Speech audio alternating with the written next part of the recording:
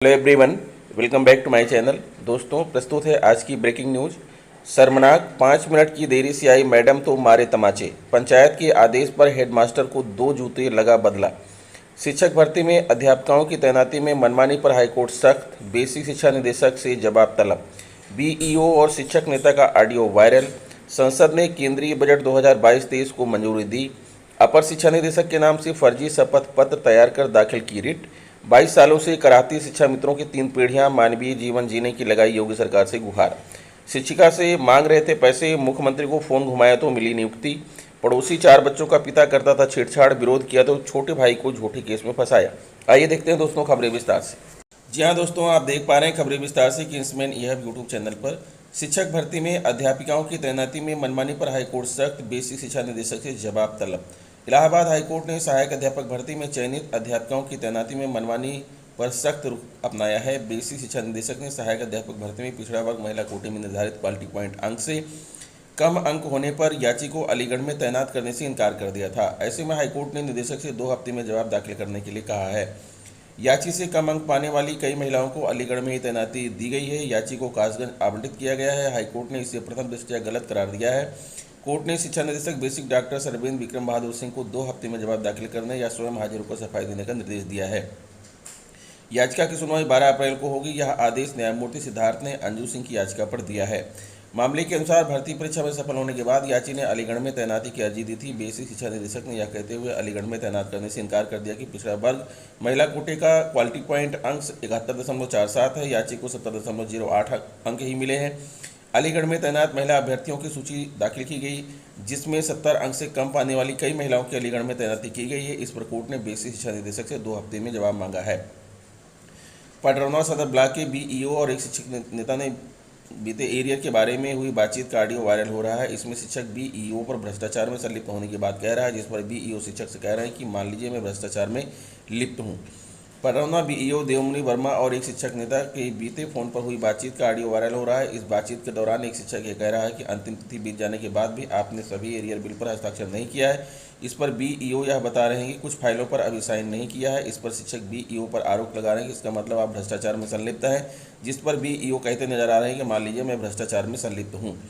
इस संबंध में प्राथमिक शिक्षक संघ के जिलाध्यक्ष सुनील कुमार दुबे ने बताया कि मार्च माह में शिक्षकों का एरियर बिल वित्त एवं लेखाधिकारी ने बीते 23 मार्च तक मांगा था।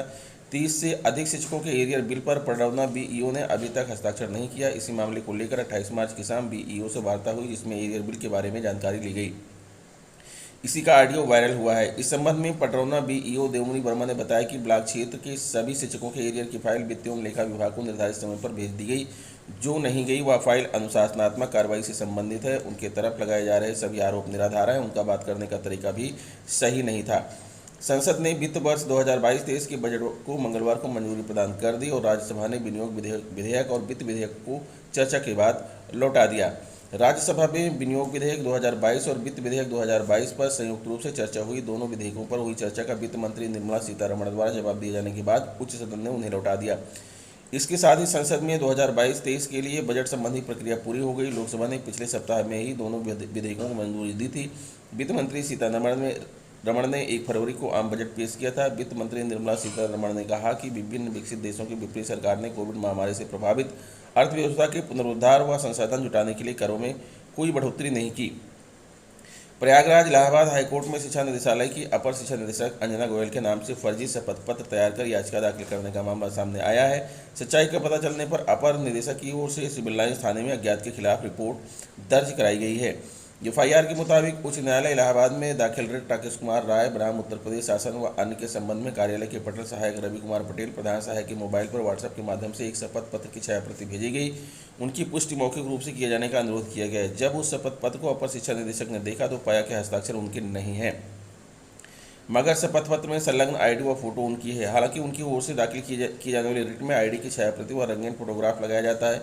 इस आधार पर पाया गया कि किसी शख्स ने फर्जी तरीके से उनके नाम से शपथ पत्र तैयार करते हुए आईडी व फोटो का दुरुपयोग किया है। अपर शिक्षा निदेशक की ओर से यह भी कहा गया है कि राकेश कुमार राय बनाम उन शासन व अन्य में पारित आदेश को रिकॉल कराए जाने के लिए उनकी ओर से कोई शपथ पत्र या प्रार्थना पत्र हाईकोर्ट में दाखिल नहीं किया गया है।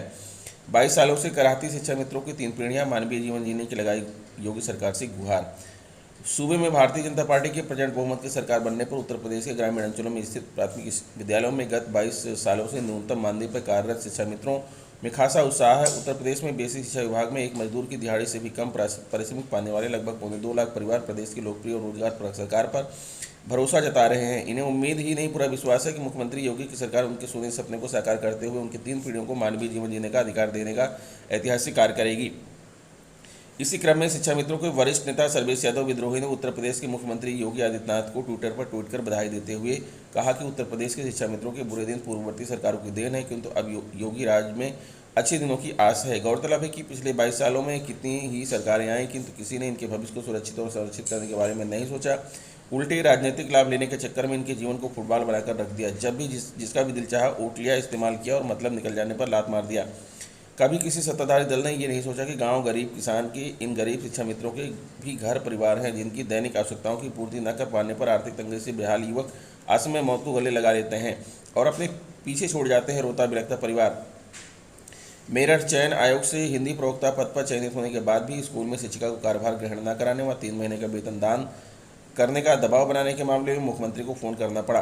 मंडलायुक्त के निर्देश पर आनंद फानन में स्कूल प्रबंधन ने शिक्षिका को कार्यभार ग्रहण कराया। इससे यह भी साबित हुआ कि मुख्यमंत्री योगी आदित्यनाथ आदि आबादी के मुद्दों पर कितने संवेदनशील हैं। वहीं लालकुर्ती थाना में देर रात आईपीसी की धारा 384 जबरन वसूली के तहत इंटर कॉलेज प्रबंधक प्रधानाचार्य व लिपि के खिलाफ मुकदमा दर्ज किया गया है।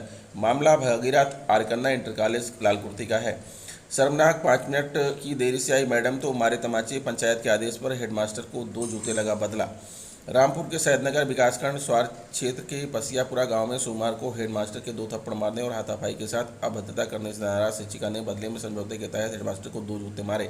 आरोप है कि 5 मिनट देर से स्कूल आने पर भड़के हेडमास्टर ने शिक्षिका के साथ हाथापाई की थी। इस दौरान स्कूल में जमकर हंगामा हुआ।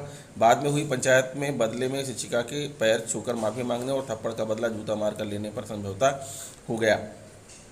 हाथापाई का यह मामला पुलिस तक पहुंचा तो शिक्षा विभाग सक्रिय हो गया। स्वार से कई शिक्षक समझौता कराने के लिए स्कूल में पहुंच गए। स्कूल में पंचायत हुई। पंचायत में शिक्षक, ग्राम प्रधान एवं दर्जन ग्रामीणों ने भी हिस्सा लिया। समझौते में तय हुआ कि हेडमास्टर संजय भरी पंचायत में शिक्षिका गीता के पैर पकड़कर माफी मांगेंगे। पंचायत के फरमान को पूरा करते हुए आरोपी हेडमास्टर शिक्षिका के पैर पकड़कर गिड़गिड़ाने लगे। इस दौरान शिक्षिका ने खुद को पड़े थप्पड़ का जवाब जूता मार कर दिया। हंगामे के चलते गांव की 2 घंटे तक अफरा तफरी का माहौल रहा। सूचना पर गांव पहुंची पुलिस ने मामले की छानबीन की, लेकिन समझौता होने की बात कहकर पुलिस को लौटा दिया गया। भविष्य में नहीं होगी इसकी कोई घटना। पसियापुरा जूनियर हाई स्कूल में तैनात हेडमास्टर संजय और सहायक अध्यापिका गीता ने बताया कि हमारे बीच में समझौता हो गया है। हम भविष्य में ऐसी कोई भी घटना नहीं करेंगे जिससे कि हमें अपमानित होना पड़े। समझौता कराने को सक्रिय हुआ था विभाग। हेडमास्टर और सहायक अध्यापिका के बीच हुई महाभारत के बाद स्वास्थ्य शिक्षा विभाग समझौता कराने को सक्रिय हो गया था। इस दौरान कई रसूखदार शिक्षक गाँव पहुँच गए थे और पंचायत का मामले को सुलझाने की कोशिश की, लेकिन शिक्षिका थप्पड़ के बदले जूते मारने की बात पर अड़ी रही, मगर मामला बनने के बजाय तूल पकड़ने लगा। सूत्रों के माने तो मामला इतना गंभीर हो गया कि रामपुर से कई राजनीतिक और कानूनी ज्ञान रखने वाले लोग भी पहुंच गए थे। स्कूल में करीब 1 घंटे की मशक्कत के बाद शर्तों के मुताबिक समझौता करा दिया गया। हंगामे की सूचना पर गांव पहुंची थी पुलिस। पसियापुरा के स्कूल में सुबह 10 बजे से 12 बजे तक हंगामे के चलते अफरा तफरी का माहौल रहा। स्कूल में हंगामे की सूचना मिलते ही थाना पुलिस गांव पहुंच गई थी। पुलिस के पहुंचने के पहले ही पंचायत को आए लोगों ने समझौता करा दिया था। स्कूल में पहुंची पुलिस को देखकर पंचायत में जुटे सभी लोग एक कर मौके से खिसक गए। प्रभारी निरीक्षक ने बताया कि किसी ग्रामीण के फोन पर गांव में स्कूल में हंगामे होने की सूचना मिली थी, जबकि हंगामे का कोई कारण भी पुलिस को नहीं बताया गया था। किसी भी घटनाक्रम का कोई शिकायती पत्र भी पुलिस को नहीं दिया गया है। 5 मिनट देर से पहुंचने पर हुआ था विवाद। काफ़ी देर तक हुई थी धक्का मुक्की। शिक्षिका का आरोप पड़ोसी 4 बच्चों का पिता करता था छेड़छाड़। विरोध किया तो छोटे भाई को झूठी केस में फंसाया। बड़ौत नगर निवासी एक शिक्षिका व उसकी बहन रविवार को कोतवाली में रोती बिलखती रही। वहीं कोतवाली पुलिस ने एक न सुनता उन्हें धमकाकर कोतवाली से भगा दिया। पीड़िता का आरोप है कि पड़ोसी 4 बच्चों का पिता उन पर गंदी नज़र रखता है। उसका विरोध करने पर उसके छोटे भाई को कुकर्म के झूठे केस में फंसा दिया। पीड़िता ने न्याय नहीं मिलने पर एसपी कार्यालय पर धरना देने की चेतावनी दी है। बिहार के मुजफ्फरनगर जिला निवासी शिक्षिका अपने परिजनों के साथ नगर में रहती है। वह घर पर ही ट्यूशन पढ़ाती है। उसने आरोप लगाया कि पड़ोसी 4 बच्चों का पिता उस पर गंदी नज़र रखता है। अक्सर ट्यूशन में अपने बच्चों को छोड़ने के बहाने छेड़छाड़ का प्रयास करता है। बीती देर रात भी आरोपी ने शिक्षक के छत पर जाते समय छेड़छाड़ की। शिक्षिका ने विरोध कर शोर मचा दिया। इस दौरान शिक्षिका का छोटा भाई भी वहाँ मौजूद था। उसने भी विरोध किया। शिक्षिका का आरोप है कि देर रात ही पुलिस घर पर आई तथा उसके छोटे भाई को कोतवाली ले गई, भाई पर कुकर्म का झूठा केस आरोप लगाया गया। इस पर शिक्षिका व उनकी बहन कोतवाली पर काफ़ी देर तक रोती रहे। उधर कोतवाली पुलिस का कहना है कि मामला संज्ञान में आया है, जांच कर कार्रवाई की जाएगी। शिक्षकों को कोतवाली से भगा देने का आरोप निराधार है। तो दोस्तों ये रहा आज का ब्रेकिंग न्यूज़। आशा करता हूँ वीडियो आपको अच्छी लगी होगी। अगर वीडियो अच्छी लगी तो प्लीज़ मेरे चैनल को सब्सक्राइब कर लीजिए, बेल आइकन को प्रेस कर दीजिए। मिलते हैं आपसे नेक्स्ट वीडियो में कुछ नई जानकारी लेकर, तब तक के लिए नमस्कार।